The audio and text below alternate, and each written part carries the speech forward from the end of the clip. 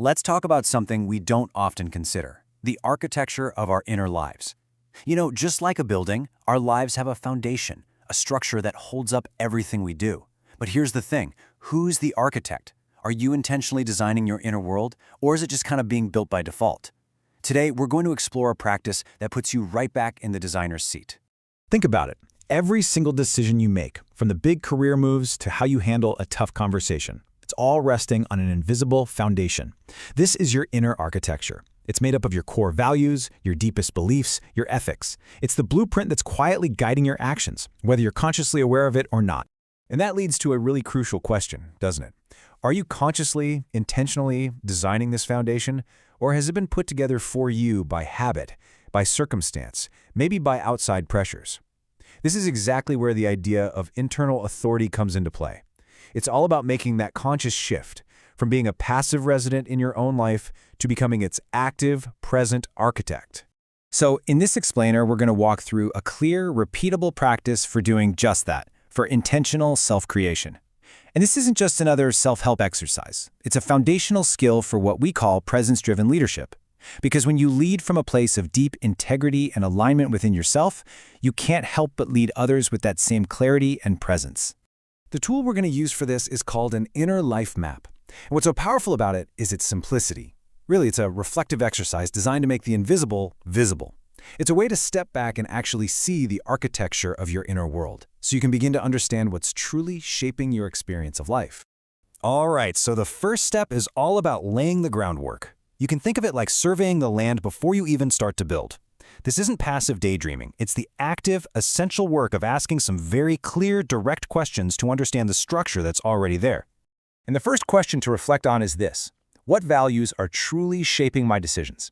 Think of these as the main load-bearing walls of your inner home. Is it a deep commitment to honesty, a powerful need for connection, a desire for freedom?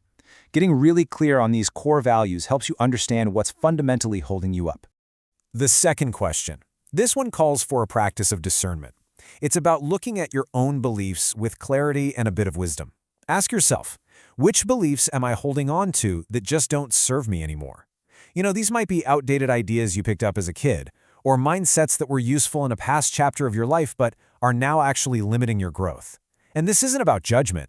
It's just a simple, honest assessment of what's still structurally sound and what might need a little renovation. And finally, we ask, how does my inner foundation currently support my growth? This is basically a structural integrity check. Is your inner architecture providing a solid base for the person you're becoming, or are there areas that feel a little shaky when they're put under the pressure of change? Okay, now let's move into the next phase, drawing the blueprint. This is where we take all those insights from our reflection and make them tangible. We're going to translate your inner world from the abstract realm of thought into a concrete form. And this is such a crucial step for gaining real clarity. You've got two main options here, and honestly, neither one is better than the other.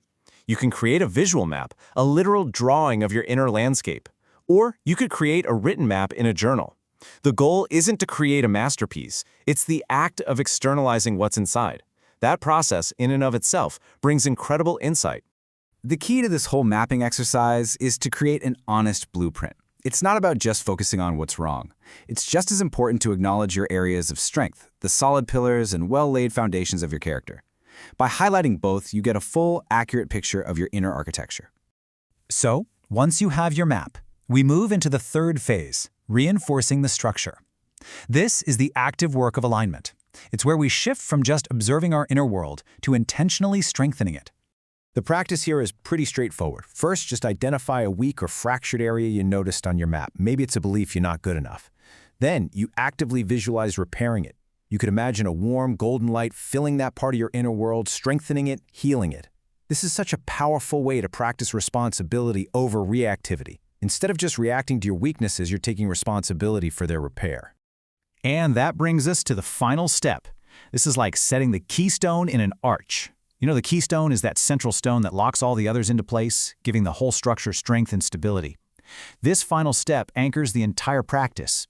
You anchor the work by repeating this core affirmation, slowly and with intention. I am consciously building a foundation of integrity, love, and truth. Let those words really sink in. This isn't just some hopeful phrase, it's a powerful declaration of your intent.